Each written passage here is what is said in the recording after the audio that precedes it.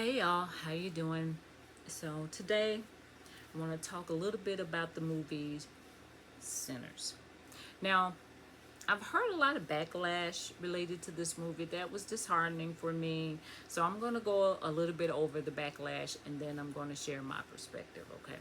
So the backlash was that it's anti-Christian, that it's demonic, that it lures Christians in by the name sinners, and that it opens the door to demonic spirits. So there are a lot of things that we say, do, see, think, hear that opens the door to demonic spirits. It does not have to be a movie. If we are gossiping, you open up a door. If you are in your mind desiring someone in a way that is inappropriate, that's opening up a door. If you're saying things or hearing things, music for instance, any of these things can open up a door. So to say that this movie for whatever reason is different than another movie is a little bit disheartening to me. Now, luring Christians in with the term sinners, I feel like that's a little bit of a stretch because here's the thing. There's such thing called review. There's a such thing called trailers, okay? All you gotta do is play one. It will tell you, it will give you the concept of what's going on, okay? And if you feel like, which I don't really know what part they were saying that was opening up the door to demons, I don't know. But if we're talking about shootouts or vampires or like something like that that may have been or fornication, I don't know. Um, you know, yeah, but at the same time, if that's something that you're sensitive to, then Sinners wouldn't be for you, and you would know that in the trailer. So I feel like that's a little bit, I don't know, that's reaching. All right. Um, Now, if we're gonna say it's demonic, we could say maybe that the vampires themselves are the demonic factor here, or we could say the KKK that's in it is the demonic factor. I don't know. It kind of depends on how you feel about a vampire or how you feel about the KKK. Some people support the KKK. I'm just saying it's just not me. So I would say that's demonic, right? So just saying. And that is anti-Christian. I would have to say that's a no. Christianity was all through that movie. Faith was all through that movie. Spirituality was all through that movie. So to say that it was anti-Christian, that that wasn't cool at all. Now, here's how I feel. I feel like it was a very layered movie. Okay, I feel like it covered relationships. It covered spirituality, religion, tradition. It covered a lot of pains in the community. It covered death. It covered love between neighbors. It people that are meant to be together. Like it just covered so many things, and it was so layered. The twins were so layered, and everyone around them, their stories were so layered that I have to say that it was just a really good movie. I feel like the more and more I look at it, the more I get from it. Um, Gifts. Some people have gifts that transcend time, that transcend dimension, that attracts everything, okay? Because the light, God's light that's within that gift attracts everything, okay? So when I think about Sammy, I think of people like Whitney Houston, Al Green, Aretha Franklin, even the Clark sisters, right? We can even go Kirk Franklin.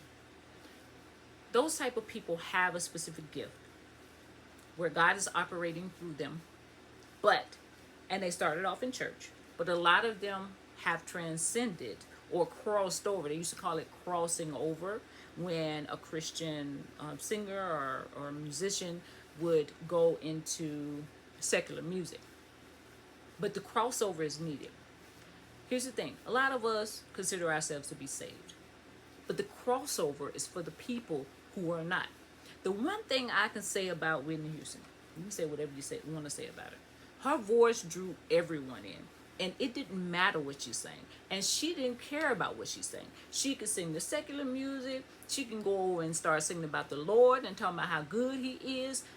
the spirit inside of her was exactly the same. She may have been singing about something different, but the Spirit of God, the spirit within that gift was exactly the same. So she was able to reach people that would not go into church. She was able to reach them and introduce them to God, even through her missteps, even through her addictions. She was able to reach people who may have been struggling similarly and introduce them to God, because she didn't have no problem talking about the Lord and what the Lord had did for her and how the Lord is always with her, even within her addiction. When I think of Sammy, that's what I think of. I also think about my mother. My mother had a gift similar to that, and which a lot of people were very jealous of. This woman could be singing in the grocery store and stop traffic. I'm just saying, she had one of those voices that just convicted you, you know? Over on my father's side, a family of musicians could play anything, had these harmonizing voices, I remember. And they were in their addictions. But the spirit, God's spirit within them, within the gifts that they had, was there. They were able to minister to people they were drinking with. I'm just saying. And if you want to get technical about it, yeah, the enemy showed up because the enemy wanted to rob them of said gift. Why? Because that gift, regardless if they used it in the church or if they used it out in the community, wherever they used it, that voice was a part of the gift that God gave them, and it was still glorifying God, because that light is God's. So I feel like we can get a little stuck in our traditions and assume that if God gave you this gift, you can only use it here. And yeah, I would say by all means, use your gift in the church. That's what you call to do it.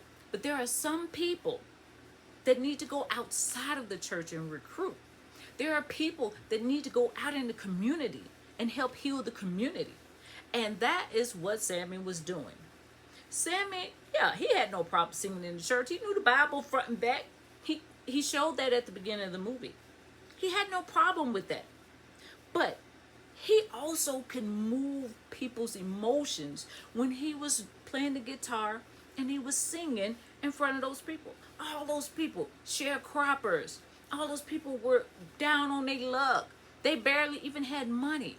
But being there and being able to experience his gift was a blessing to them. It was a release. It was freedom. And he also felt freedom too, because he was on a sharecrop. That's the type of work he did. He, picked cotton in the mornings or whatever. And he was able to be free just for a little bit, to be able to really tap in and get the feeling, the vibration of God as he was doing this gift. Now, I feel like people who have gifts like that can understand what I'm saying. But I've seen it firsthand. And so I understand that that's how those gifts can go. And I also feel like this, because I feel like that was scary to people, and also that there was a lady there who used herbs and she had rituals and stuff to protect people. And the thing is this, she got these things from her ancestors. They were passed down to her. It was a spiritual practice for her. And she was able to save people. She literally saved people with her gift. I feel like it's really important what we do with the gift, okay? God gives us freedom of choice. So we could choose whatever we're going to do, okay? And yeah, this woman could have been, I think that people had an issue with her because the assumption was it's witchcraft, which I feel like we loosely use this around things that we don't understand, okay? But I think that was the problem. But the truth of the matter is, many of us, especially us black people that are from Africa, our ancestors are from Africa, our ancestors may have been using the same practices to heal us, to protect us, to make sure that we were okay, to bring blessings and luck onto us, okay? But here we are in this new civilization. really denouncing said things because it's not Christian. Not really remembering that Christianity was actually a colonized religion. So literally, our ancestors came over here with one set of practices, and Christianity was beat into them. Now, yeah, of course, Christianity is being used today for a million things, right? But if you want to be technical about it, it's not the people on the outside of Christianity that's the problem. A lot of the problems are the people who are Christians.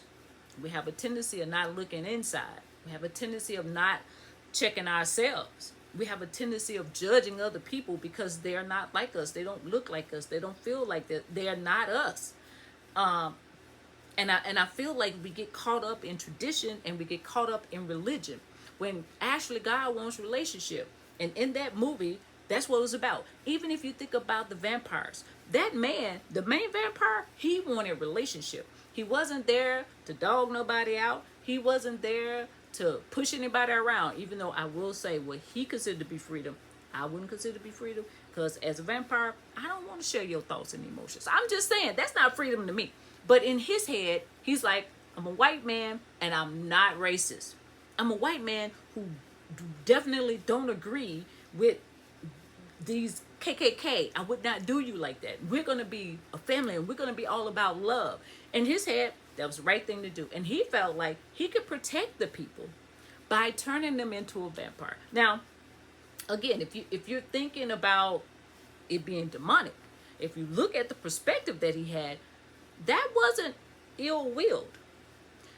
He was thinking, they're going to try to come kill you in the morning. So I'm going to turn you into a vampire, and then you can take your revenge. Now, again, we're not supposed to be vengeful as Christians, but hey, we do a lot of judging. I'm just saying, okay?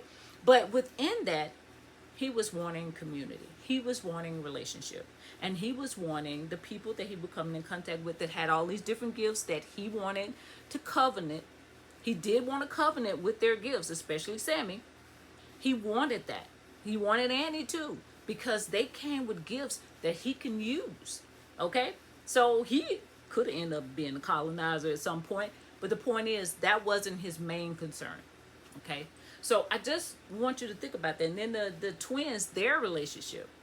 And then the relationship they had with their significant others, though they were different type of relationships because they had different personalities, right? But the love was still it was still as strong. I just feel like by us being so busy being stuck in religion and tradition, I feel like we really are missing a boat, those of us who have not seen the movie or refuse to see the movie or whatever. I feel like there's so many elements in this movie that could really speak to your spirit. Now, if you're too stuck in tradition and religion, okay, maybe not. Maybe you're too sensitive. I don't know. But for me, it really had so many elements. I'm gonna have to watch it a few more times just to really get into it. Like it was just so telling for me. Now, one of my loved ones said this, and I have to share this perspective. I just thought this perspective was so cool. Sammy leaving the church was a blessing to him and to the church. Now you might ask how. Well, let's see. If he had this spirit that was so deep and so strong and powerful that it would draw demons to him, okay? What do you think would happen in that small town? Demons don't have to be a vampire. Demons could have been the KKK.